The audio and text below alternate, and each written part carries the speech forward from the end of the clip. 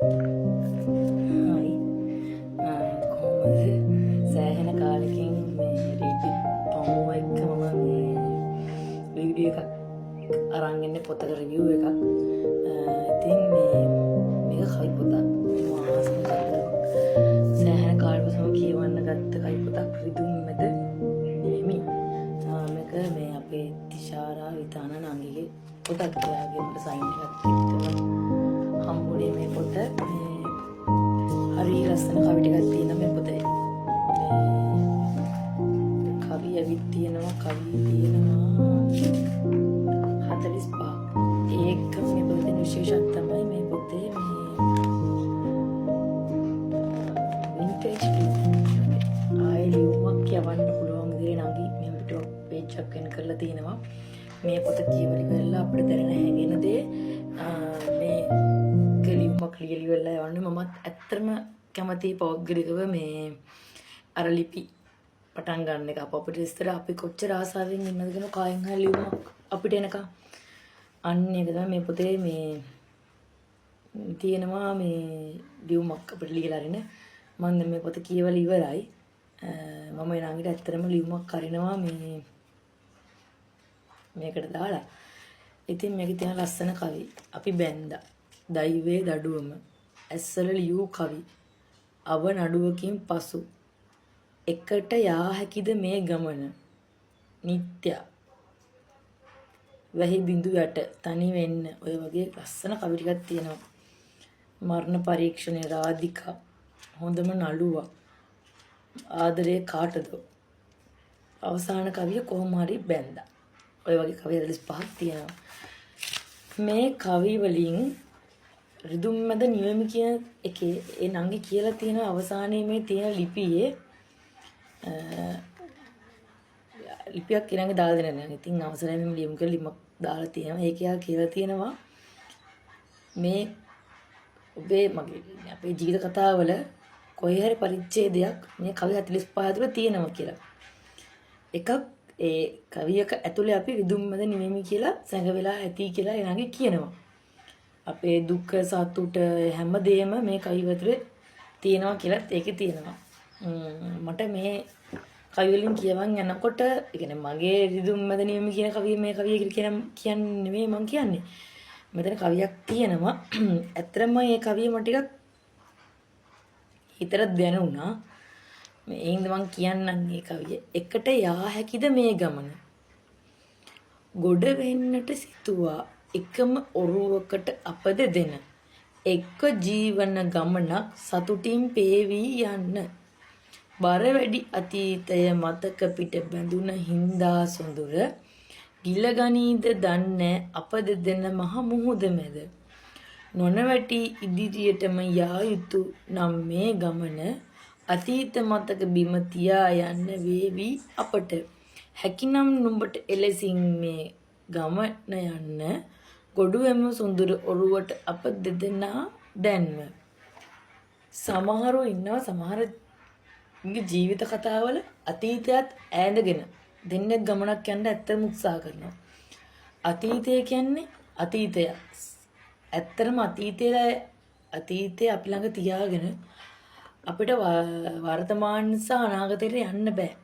අතීතයේ හැමෝගෙම තියෙන අඩුපාඩු, වැරදි අඩුපාඩු, මගහැරීම්, එතකොට අත්පසු වීම, කියන්නේ හිත්‍රිදීම් හැමදේම තියෙනවා අතීතේ.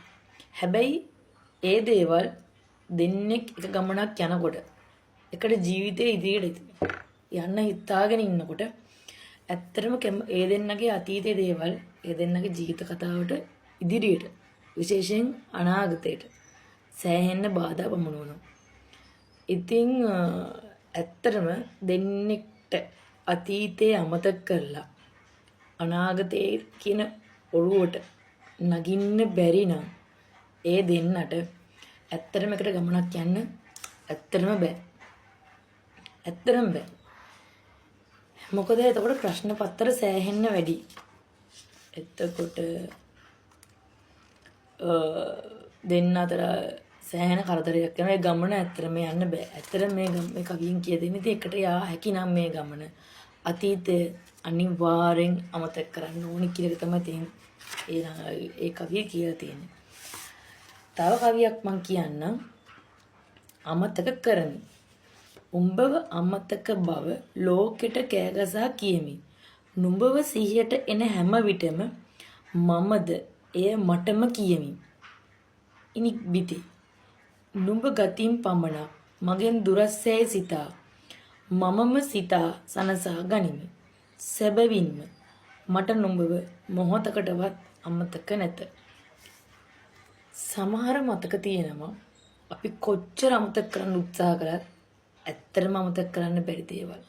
සමහරුන්ගේ ජීවිත කතා ඇතුලේ සෑහෙන තියෙනවා. මම තනි හිතට තමන්ම කියා ගන්න නෑ. මම එයාව මතක් කරලා දානවා. එයා මට ඕනේ නෑ. මට එයාගෙන් ජීවිතේ ලැබිච්ච දෙයක් නෑ.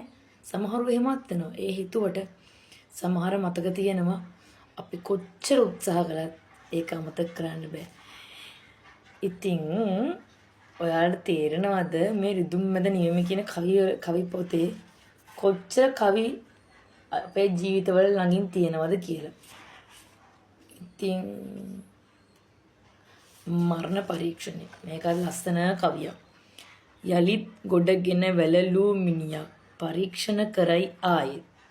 එලෙසම පෙම් කවි ලියයි කවියන් මරුණු ප්‍රේමය සිහි කරන්. ඉතින් කොච්චර ලස්සනද. ඇත්තටම ලස්සන කවි තියෙනවා මේ පොතේ. අයිතියක් කිව නොහැකි නුඹට. ඇත්තටම ඒ කවිය පුදුම ලස්සනයි. පුදුම ලස්සනයි. මේ කවිය එක කොටසක් විතරක් කියන්නම්. කඩදාසියක අකුරු කර අපේ විරහා ගීතය මම නුඹට පා කර එවන්නම්. වින්ටේජ් ආදරයක් වගේ. ඒ වගේ කවි ගොඩ මේකේ තියෙනවා. කවි 45ම පුදුම ලස්සනයි කියන්නේ. ඒ කියලා නිම කරන්න බෑ. කවියකට කවියක් වෙනස්. ඇත්තටම මේ නංගි ලියලා තියෙන මේ ඊපස්සේ ලියමනක් ආදරේම මම ඒක කොටසක් කියන්නම්. ආදරේම විතරක් මේ ලෝකෙට දෙන්න. මගේ ජීවිතේ කඩා වැටුණු හැම තැනකම මෙතෙක් මාව කියපු හැම කෙනෙක්ගේම ආදරණීය වචන නිසා මගේ සිතේ ශක්තියක් දැනුන බව මම කිව යුතුමය. ඉතින් තුෂාරා විතානනංගි ඇත්තටම රිදුම් මැද නිවෙමි. මම මගේ කාලේ උපරිම මම කෙටි කරලා මේ කියන්නේ මේ කතාව. මම හරිය ආසාවෙන් කියවපු පොතක්. මගේ හිත කඩන් වල තිබිච්ච වෙලාවක ඕන කෙනෙක්ට මේ පොත ඖෂධයක් වෙයි කියලා මට හිතනගෙන හිතක් කඩන් වල ඉන්න කෙනෙකුට ඖෂධයක් වෙයි කියලා මං හිතනවා. ඉතින් ඇත්තටම මම මේ කියන්නේ ඊපස්සේ දාලා තියෙන මේ නංගි රිදුම් දෙන මතකයන් අතර තනි නොවි තනි වෙන්න අවසන නිවි සැනසෙන්න රිදුම් මැද නිවෙමි නුඹට අවසරයි කියවන්න. ඉතින් ආරාධනා කරන මම ඔයගොල්ලෝ ඔක්කොටම මේ පොත කියවන්න. කියවලා මේ පොතේ මේ ලියුමක් තියෙනවා. ඇත්තටම පුළුවන් නම් ඒ ලියුමට විතරක් ලියලා යවන්න.